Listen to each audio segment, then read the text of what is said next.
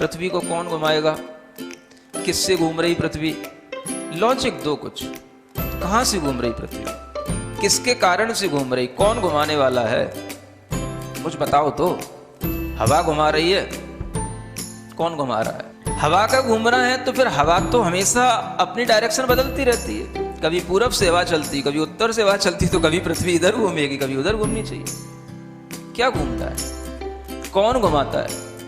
अगर कोई पृथ्वी को, और जिसकी भी स्पीड बताई जाती है लाखों किलोमीटर में, वो इसकी जो है स्पीड से घूम रही है, इतनी स्पीड से अगर कोई चीज घूमेगी तो उसके आश्रित रहने वाला जो जल होगा, समुद्र होगा, उनका पानी कहाँ जाएगा?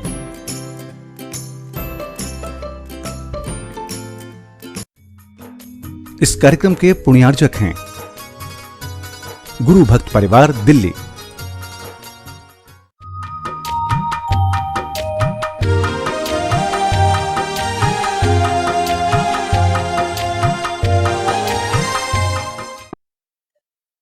ओम अरहम नमः। अरहम ध्यान की इस श्रृंखला के छठे दिन में आप सभी का स्वागत है। संत शिरोमणि आचार्य गुरुवर श्री विद्यासागर जी महाराज की जय। अरहम श्री मुनि 108 प्रणम निसागर जी महाराज की जय। हमने कल अरहम बीजाक्षर के ध्यान के माध्यम से हीलिंग का प्रोसेस सीखा और अपने चैतन्य महाप्राण को अनुभव करने का अभ्यास भी किया। हमारा असीम पुण्य कर्मोदय है कि हमने 10 प्राणों सहित मनुष्य गति में जन्म लिया है। तो आइए इन 10 प्राणों में भी प्राण फूंकने की कला को अरहम श्री के मुखारविंद से सीखते हैं। अगर हम इन 10 प्राणों पर ध्यान रखें और इन प्राणों को भी प्राण देने के लिए अगर हम थोड़ी सी मेहनत करें, थोड़ी सी अपने लिए एक्सरसाइज करें, तो आपके जब प्राणों का लेवल, एनर्जी लेवल जब आपका हर प्राण का बराबर बना रहेगा, आपको कोई भी तरीके की परेशानियां नहीं आएंगी। आचार्यों ने हमें 10 प्रकार के प्राण बताए हैं। हमारे पास में 5 ज्ञान इंद्रियां हैं। क्या हैं? ज्ञान इंद्री बोलते हैं। 5 ये इंद्री प्राण हैं। स्पर्शन इंद्री, रसना इंद्री, घ्राण इंद्री, चक्षु इंद्री और कर्ण इंद्री, ये 5 इंद्री प्राण हैं। 3 हमारे पास में बल प्राण हैं, मनोबल, वचन बल और काय बल, जिससे हम हमेशा एक्टिव रहते हैं। और एक हमारे पास में आयु प्राण है, जिससे हम जी रहे हैं, भीतरी, जो हमारी चेतना में आयु कर्म के फल से हमको आयु प्राण मिला है। और अंतिम हमारे पास में श्वासोच्छ्वास प्राण है, जिससे हम श्वासोच्छ्वास लेते रहते हैं तो हमारी आयु बराबर चलती रहती है। अगर श्वासोच्छ्वास ज्यादा किसी की तीव्र चलती है तो आयु प्राण पर भी आघात पहुंचता है। आप देखोगे हाँफने वाले जो लोग हैं, जल्दी हाँफ जाते हैं, उनकी समझ लेना आयु कम रह जाती है। समझ आ रहा है? जितना आपकी श्वास नॉर्मल होगी, आपका आयु प्राण भी उतना ही अच्छा रहेगा और आप पूरी आयु जियोगे। तो इन 10 प्राणों को भी हमें प्राण देना है।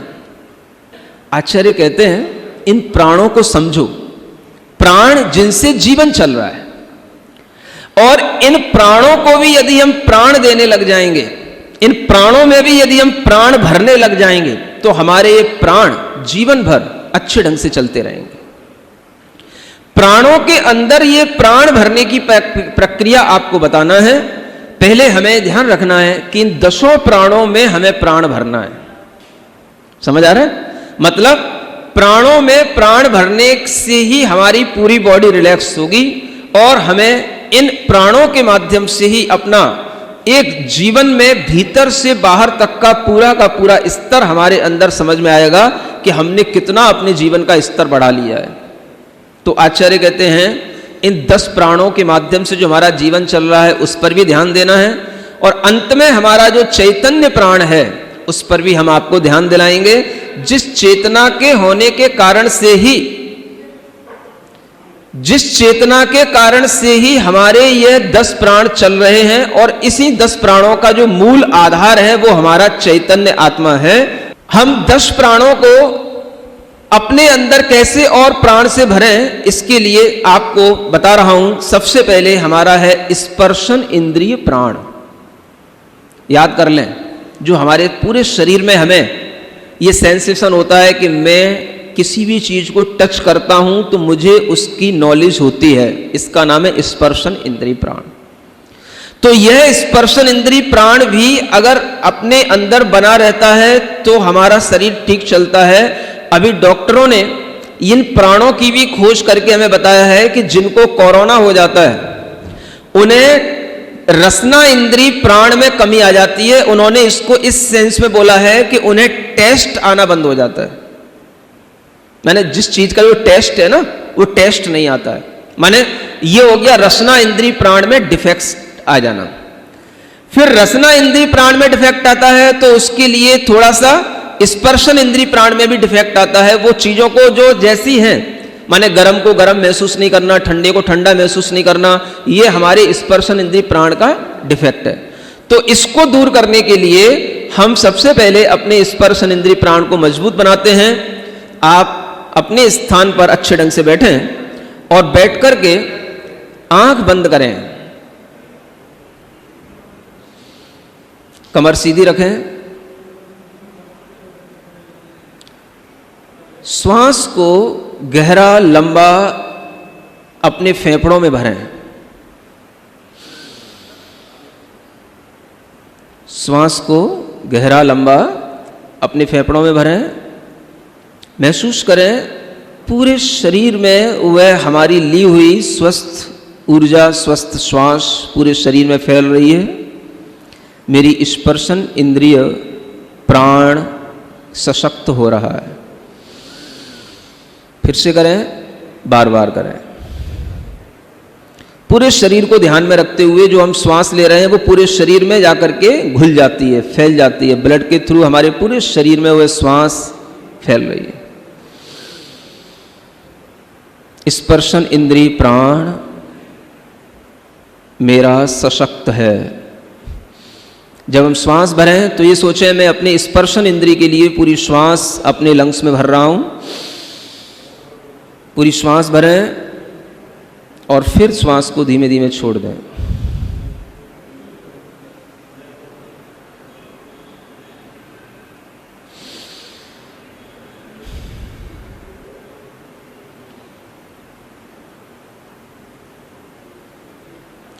ये हमारी स्पर्शन इंद्रिय प्राण को सशक्त करने की प्रक्रिया है। दूसरा है रसना इंद्रिय प्राण। अपने रसना इंद्रिय प्राण को सशक्त करने के लिए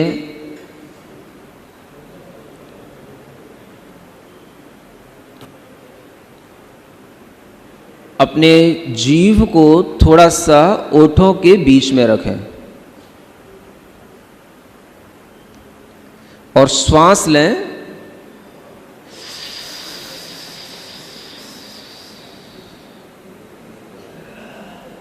श्वास को रोक के रखें और फिर नाक से ही उस श्वास को बाहर निकालें।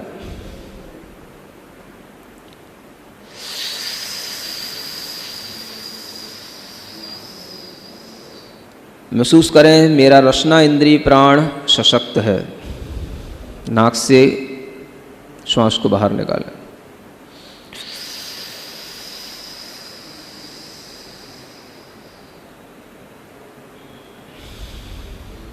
पांच बार करें।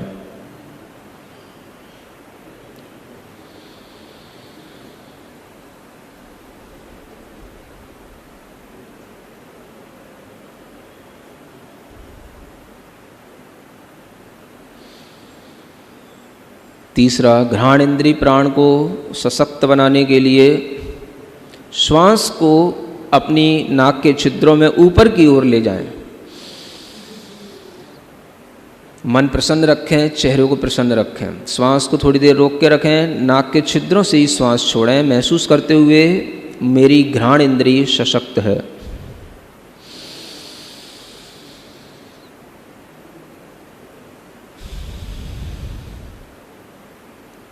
पांच बार करें।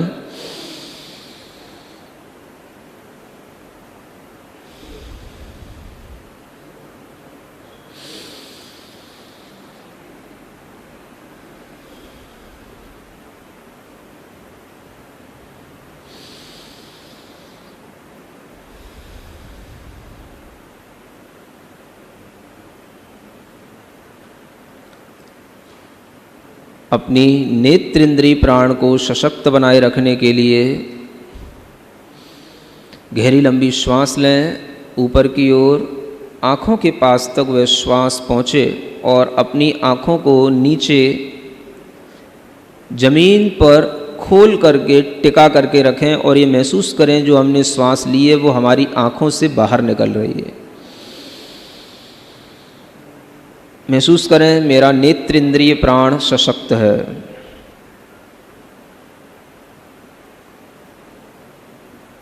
जितनी देर आप अपनी आँखों को खोल कर रख सकते हैं, आँखों को खोल के रखें, पलक ना झपकाएं।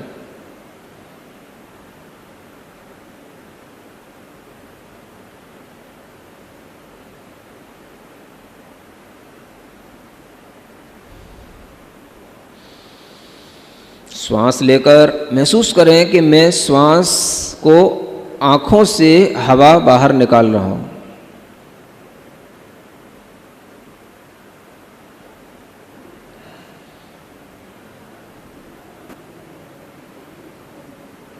आँखों को कितनी देर तक मैं खोल के रख सकता हूँ, देखें आपकी इससे नेत्र इंद्रिय प्राण भीतर से सशक्त होगा।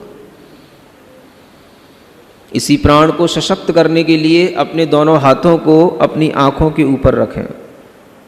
ओम अरहम नमः का स्मरण करें और महसूस करें मेरा नेत्र इंद्रिय प्राण सशक्त है। आँखों को इस मुद्रा से बहुत आराम मिलता है। जब भी आप किसी भी काम से, पढ़ाई से, लैपटॉप पे काम करते हुए थक जाते हैं तो आप उस मुद्रा के माध्यम से अपनी आँखों को रिलैक्स दें। ये सिर्फ रखे रहें हथेली आँख के ऊपर और ओम अरहम नमः का मन ही मन स्मरण करते रहें।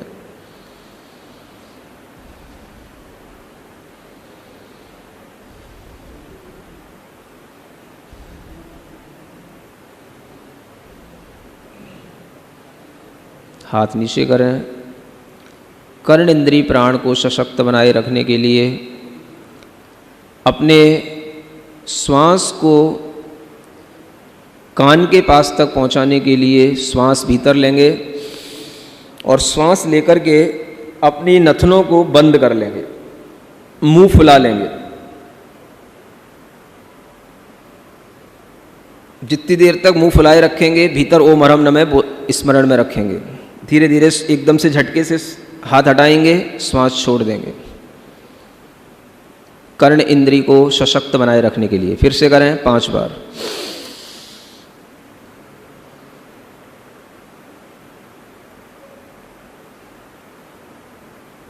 मन ही मन ओम अरहम नमः बोलते रहें। हाथ हटा करके श्वास को छोड़ दें। फिर से लें। आप देखेंगे आपके कान खुल जाते हैं। कान के पर्दों की एक्सरसाइज होती है।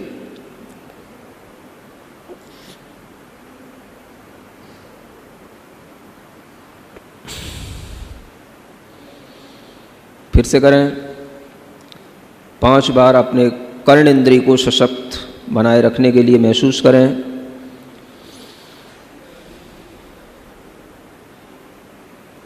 मेरी कर्ण इंद्रिय स्वस्थ है, मैं सशक्त हूँ। ये 5 इंद्रिय प्राणों में प्राण भरने की प्रक्रिया। अपने दोनों हाथ जोड़ें, एक मंगलमयी प्रार्थना करें।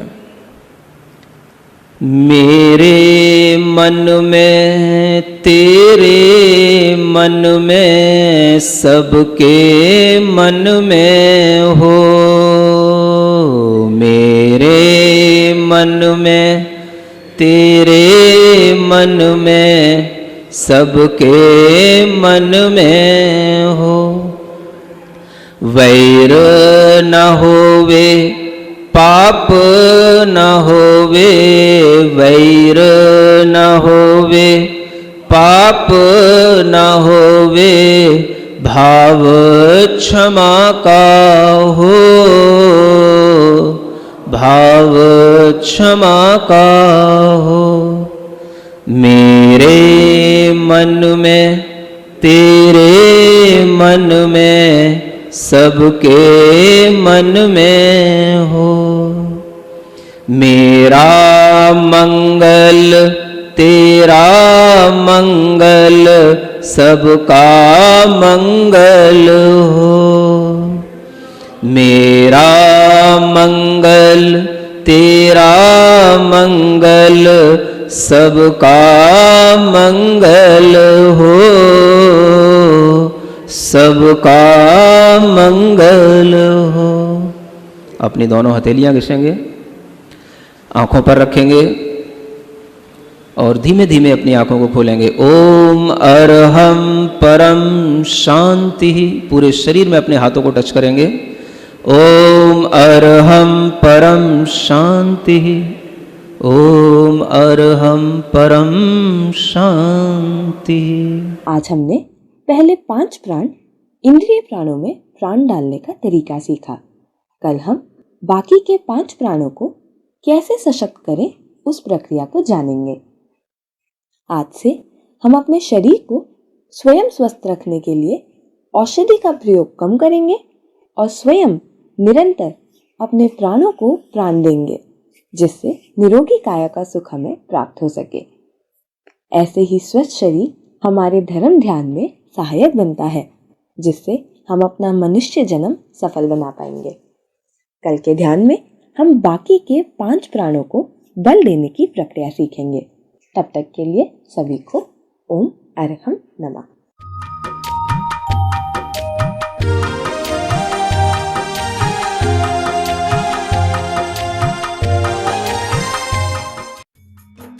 इस कार्यक्रम के पुण्यार्जक थे गुरु भक्त परिवार, दिल्ली।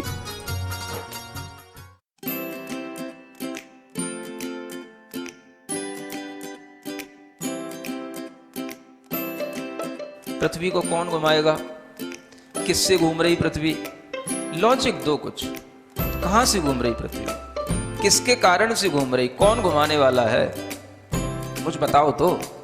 हवा घुमा रही है?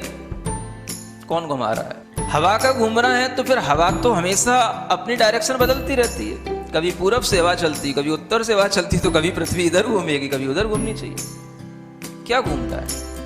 कौन घुमाता है? अगर कोई पृथ्वी को, और जिसकी भी स्पीड बताई जाती है लाखों किलोमीटर में, वो इसकी जो है स्पीड से घूम रही है, इतनी स्पीड से अगर कोई चीज़ घूमेगी तो उसके आश्रित रहने वाला जो जल होगा, समुद्र होगा, उनका पानी कहाँ जाएगा?